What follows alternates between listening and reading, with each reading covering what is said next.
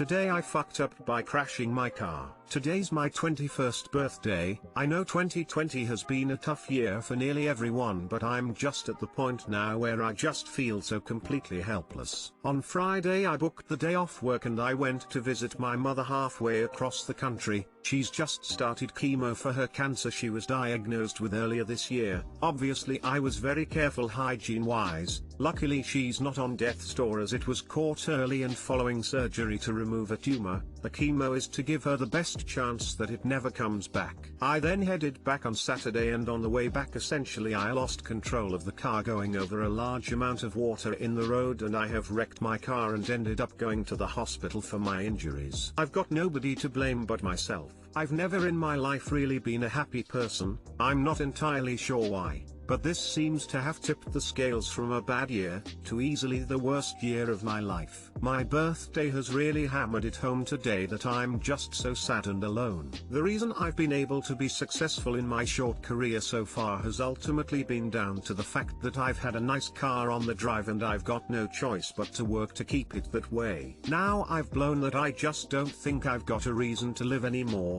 I know it seems so trivial writing it down. Plenty of people are much worse off than me, but I just feel so lost in a dark void I don't think I'll ever come out. Clearly, my problems are too complex to put into words here, but I just wanted somewhere to write down what I'm feeling in case it's my last. Too long didn't read. I crashed my car and it's sent me into a spiral of sadness.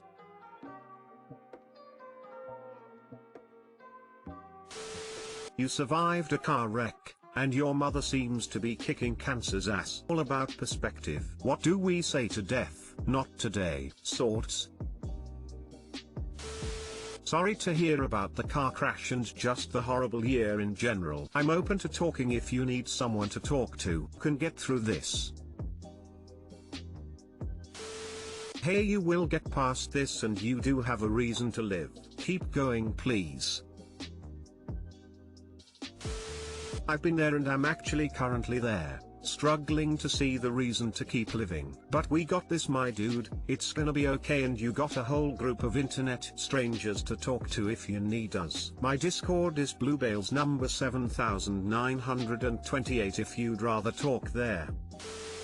It's easy to lose control on wet or icy roads if you are using cruise control. Your car will react to changes in traction, and all of a sudden you only have 3 tires going 60 miles per hour and 1 trying to get traction. If your foot is on the gas, you automatically let off the gas. See vehicles in the ditch all the time, most before the city crews get out to either get rid of the snow or hit it with gravel. Today I fucked up bumping cars with sex buggy stepdad. This happened like 2 months ago, sorry I'm late. So I have this relationship with a girl SB that whenever we want to have so fun we just do it. Problem is, I'm taking my college masters and both my parents are always at home. My dad retired and my mom just works from home. So having fun with her is always in 2 places, either my car, or at her apartment. Although we can do it there, there's no guarantee that we won't get caught. She has a mother that works at hair salon, her sister has classes so sometimes she comes home sooner, and her stepdad also has a fixed schedule so the only problem would be her sister. That's where shit hits the fan. So one day, I had my class, and I was in the city. I practically live by some fields and not the center of town, so I asked if she was home alone, and she said yes I could come over. I arrive, we do our thing, and then we hear a noise. Like some door rapidly shutting off. Panicked. I mean, I have literally no clothes on a girl's bedroom and I just heard a fucking door shut on the 4th floor of an apartment. I run to the bedroom's closest restroom and stay there completely naked while my fucking clothes are on the floor of her bedroom. Then, I start hearing some noises, like someone dealing with some pain, and I noticed it was coming from the division next to the restroom I was in. It was her stepdad. He was having a massive shit on the other room. Like, a massive shit. I waited for 30 minutes inside of the restroom. When he flushed he got off and met my SB and said, /oh, you at home? /yeah, Just watching some TV. What are you doing here? Aren't you supposed to be at work? /lunch didn't it right, so I had to come home real fast. Going to grab my coat I left in the car and I'll stay at home, not feeling really great. So I just heard this and made a quick plan. /first fucking put some clothes on.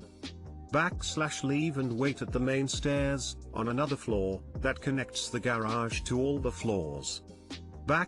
When I hear him going for the car and coming back, he will probably use the elevator and I can run for it via stairs. I chose to do this because her stepfather knew my face because we used to work at the cinema, and he would see me a lot of times working with her, so I wanted not to be seen.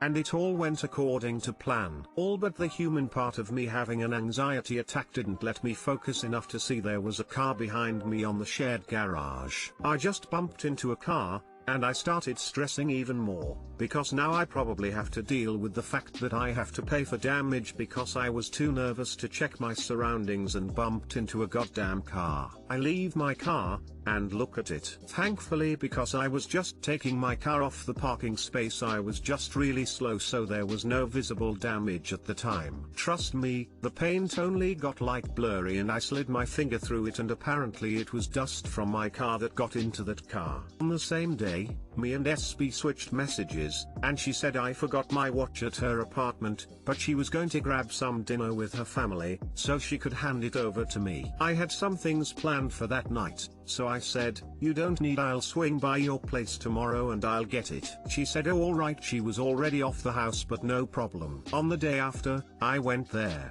and she came from the 4th floor to the garage and said, "Let me get your watch, it's on my stepdad's car. When we went to grab dinner yesterday, forgot it there." So I'm going with her and it's the fucking BMW I bumped in the day before. I was dumbfounded and I just faked a reaction saying, "Wow, what a machine," and pretended I was admiring the car. But I was just really checking for a dent on the spot where I saw that blurry paint. Turns out I really dented a bit of the bumper and had to confess to her that I was the one who did it. I and SB made up a story where I just met her at a coffee shop, forgot my wallet and I came back to get it, and when I was leaving the garage I bumped into his car. He believed in us and said there was no problem because he painted his car recently on some scratches, so he had paint and the dent was easy to fix, although he didn't need any paint for that. Super chill dude after all. Too bad his bowels were destroyed by that massive shit. Too long didn't read, was having sex, her stepdad came to do big poop,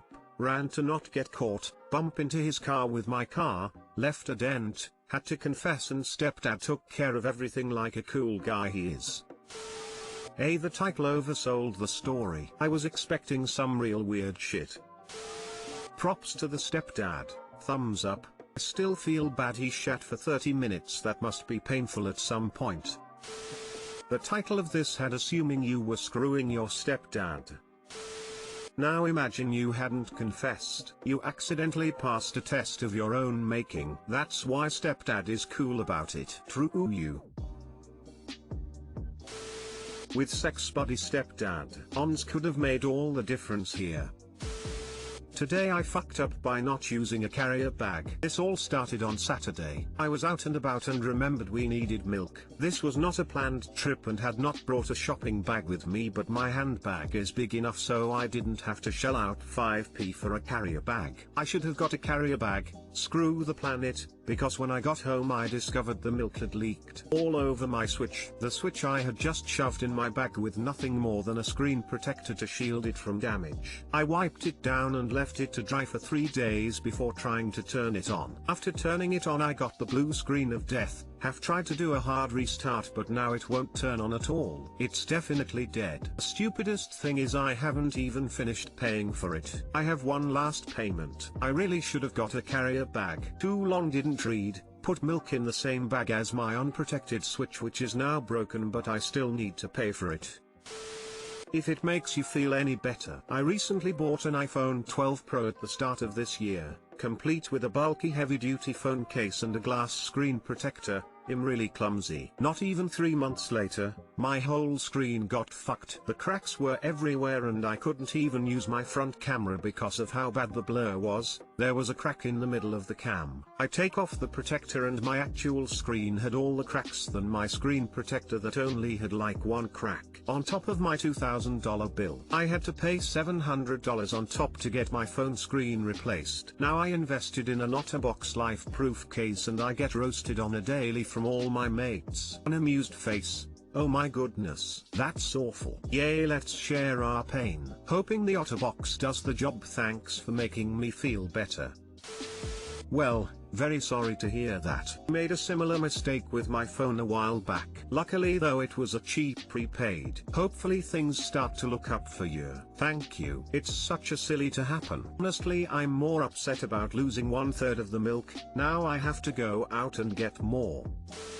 Did you put it in rice? That's what saved my phone when I dropped it directly into a cup of Sprite. I spent so much time on the internet researching what would be the best way to help dry it out. I ended up opting for cat litter over rice, but then read something else that said they were all lies and the only way is to take it apart and wash with isopropyl alcohol. And considering what I had already managed to do with incompetence, I do not trust myself with taking it apart.